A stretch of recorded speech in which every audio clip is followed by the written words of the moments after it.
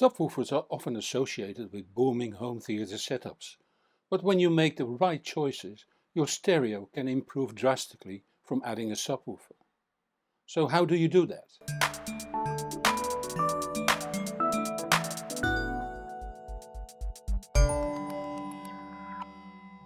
The word subwoofer means below woofer, so it must be intended to extend the frequency range below that of your main speaker's woofers.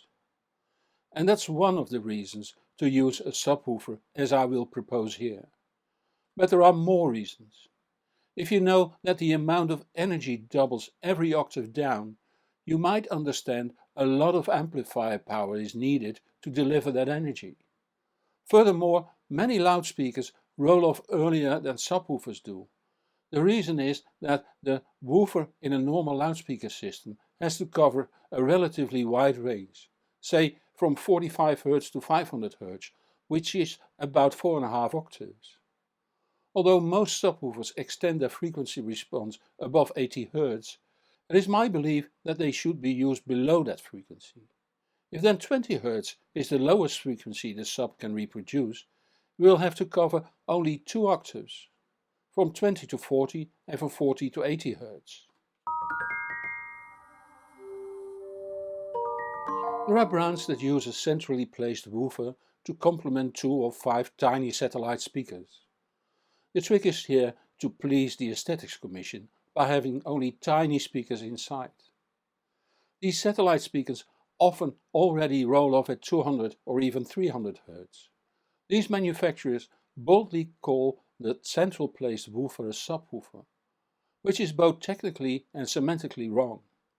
The larger driver in the satellite speaker was still so small that it can't be called a woofer, so the central woofer can't be called a subwoofer. And it doesn't work, since the small driver in the satellites is not only limited in low frequency extension, but also can't provide a decent sound pressure level. These cones are simply too small to provide power, even in the range they are specified for. Just listen to a recording with a powerful snare drum. It will lose all its bite. Each brand has its own philosophy. Some go for the refined sound, others go for the easy-to-sell impressive sound. Unfortunately, impressive sound gets boring pretty soon. It might be nice for movie sound. For music reproduction, you rather go for refinement. How do you know a sub is refined? The best way is to go to a respectable dealer and have it demonstrated. If you hear the subwoofer play, it's either a wrong subwoofer, a wrong dealer, or both. Try to find a dealer that can do a proper demonstration. If that's a very impractical approach for you, check out reviews on respectable sites and in magazines. Never trust only one source, including my reviews, but compare reviews. Apart from commercial pressure some reviewers have to work under, there also is personal preference and review conditions. I don't do speaker reviews, by the way, since that will be too much of a logistical challenge working from my home. If a reviewer lists the equipment he uses, that might be a fair indication of the quality. I've been using RELs for years now, see my reference equipment video, but there surely are more quality subs. There's another advantage to a subwoofer. Where the left and right speakers have to be at equal distance in front of you, a subwoofer produces very long sound waves. An 80 Hz sound wave, for instance, is 4.25 meters long or 14 feet long. It will travel in all directions and fill the room, since it's not stopped by objects like a chair or even a couch. When we look at the sound pressure in the middle of the room, you see it varies from minus 100% to plus 100%.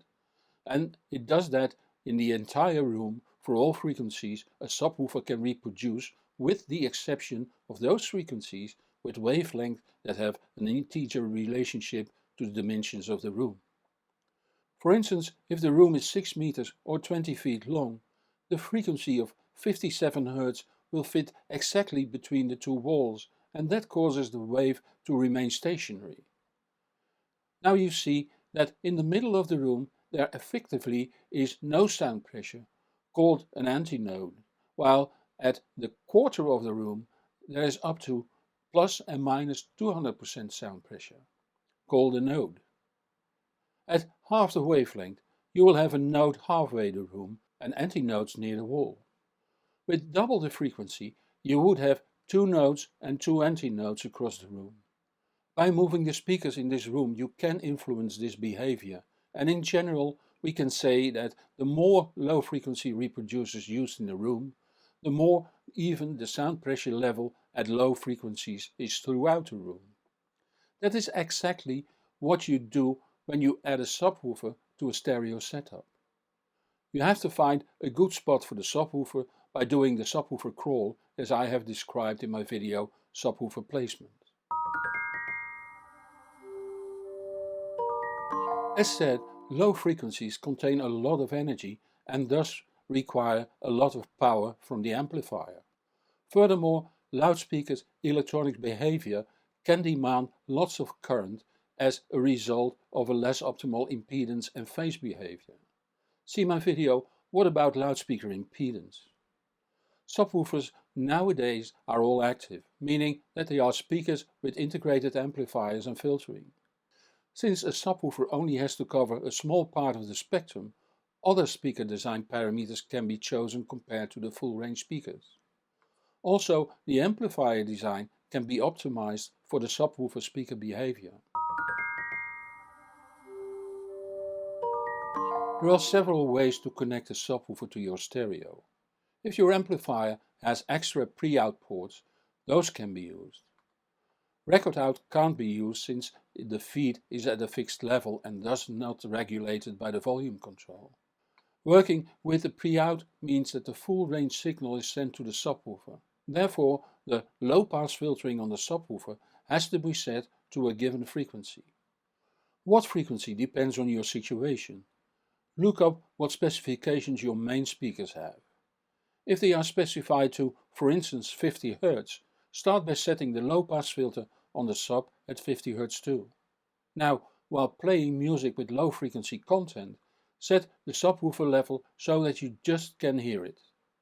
Over time, reduce the sub level until you can't hear it anymore. Over time here means for over a number of listening sessions. When you have reached that point, switch off the sub and listen if that makes a difference. In most cases it will, and you will be surprised what an inaudible subwoofer does to the sound. If you don't hear a difference between the sub on and off, increase its level by a bit until you hear a clear difference. If you think that you have set it up accordingly but find the sound less open, you can lower the low-pass filter on the subwoofer. As with level, do it in small increments and listen a lot in between. When that opens up the lows, you might try to increase the level a bit. Again, small increments, lots of listening. If your amplifier has a separate subwoofer output, that often, but not always, is filtered. If there is no filtering in the amp, you use method 1. If it does have filtering, there might be a setting to be done in the amp. Some amps have a fixed crossover frequency, often set at 80 Hz. It means that the left and right speakers then are filtered at 80 Hz. Lower frequencies will be filtered out. This has the advantage that the amp doesn't lose power to low frequencies and thus can perform better at higher frequencies. Anything below 80 Hz is sent to the subwoofer that can be placed optimally for those low frequencies. The only disadvantage is that when you have speakers that go clearly deeper than 80 Hz, the stereo information below 80 Hz gets lost, and that can have influence on the stereo image. If your amplifier has an adjustable crossover frequency, use the same approach for that as described in my method 1. Some subwoofers, like my rail subs, have an input that can be connected to the speaker terminals in parallel to the speakers. It is my experience that this gives the best integration between the subwoofer and the main speakers, but that might just be a personal preference. Apart from the way of connecting, setting it up is the same as in method 1. What happens to the sound if you add a subwoofer? If all went well, you will end up with a more powerful and more open sound. Also the spatial information, stereo image and placement can improve clearly, with more authority by lack of a better word. But to achieve this, you really have to take your time to tweak the level and filter settings to the max. Again, set the sub level somewhat high and after playing some music, lower the level a bit, and so on. Don't judge it using only one track or a limited number of tracks.